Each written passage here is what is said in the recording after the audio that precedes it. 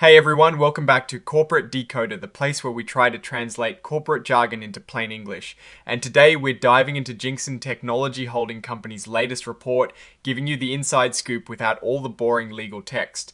Get ready, because it sounds like they're dropping some important financial updates for us to unpack. Before we get into the nitty-gritty, if you are enjoying these dives into company filings and want to stay ahead of the curve, hit that subscribe button. And for more exclusive discussions and to connect with fellow finance enthusiasts, make sure to join our Discord community. The link is right there in the description below. Alright, so Jinxin Technology Holding Company, a company that you might recognize, is filing a report with the US Securities and Exchange Commission.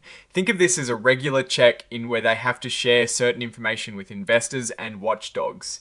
This particular filing is from December 2025. And what is really interesting is that they are furnishing their unaudited interim condensed consolidated financial statements and some really important footnotes.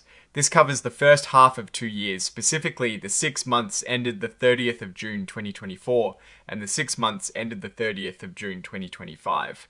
They're also providing management's discussion and analysis of financial condition and results of operations for the same periods. Essentially, they're giving us a look under the hood at how things were going financially during those times. Now, the real meat here are the financial statements. This is where we get to see the numbers. We are furnished with their unaudited financial numbers for the first 6 months of 2024 and 2025.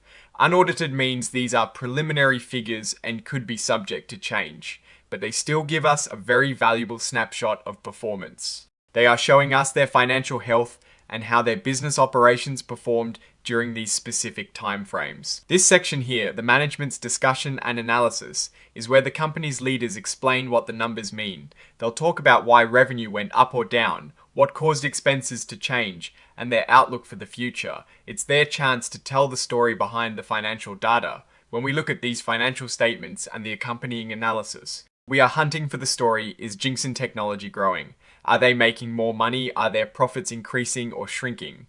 We want to see how their revenue stacks up against their costs and understand the key drivers of their financial performance.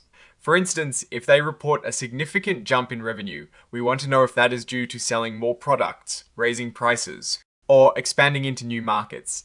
Conversely, if costs have risen sharply, we're looking for explanations like increased raw material prices, higher operating expenses, or investments in new technology. Think about it like this.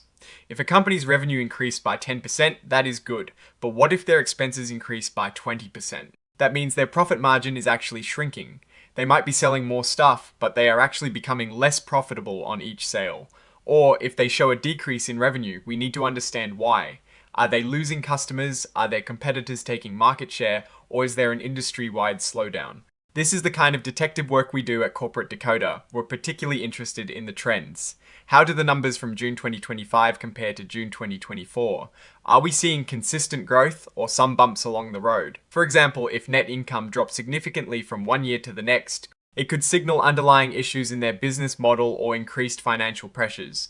We try to look beyond the positive spin that companies sometimes put on their performance by looking at the raw numbers and comparing them to their own history. It is also crucial to consider the broader context. What is happening in the technology sector, or specifically in the markets where Jinxin Technology operates? Are there economic headwinds or tailwinds that could be affecting their performance? Understanding these external factors helps us to better interpret the company's financial results and their future prospects. Now, looking at these results more broadly, we need to see if Jinxin Technology is moving in a strong direction. Are their strategies paying off? Are there any hidden warning signs in their financials? For instance, a company might be boasting about revenue growth, but if you see their debt levels are also skyrocketing, that could be a major risk. High debt means they have to spend a lot of money just to service that debt, which eats into their profits and makes them more vulnerable if business slows down. Conversely, strong cash flow and manageable debt are usually good signs of a healthy business.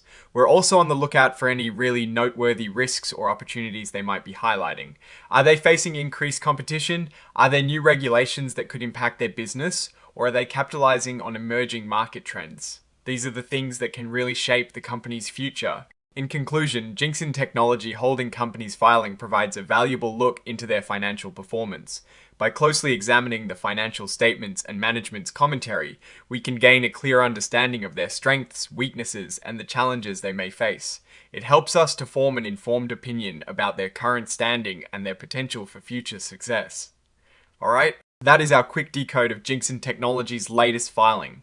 What is your take on these numbers? Do you see potential for growth, or are there red flags we should be watching? Drop your thoughts in the comments below. If you found this analysis helpful, please give this video a thumbs up. It really helps us out. And of course, subscribe for more deep dives like this. Don't forget to join our Discord community linked in the description for more in-depth chats about corporate finance. Thanks for watching, and we'll see you in the next one.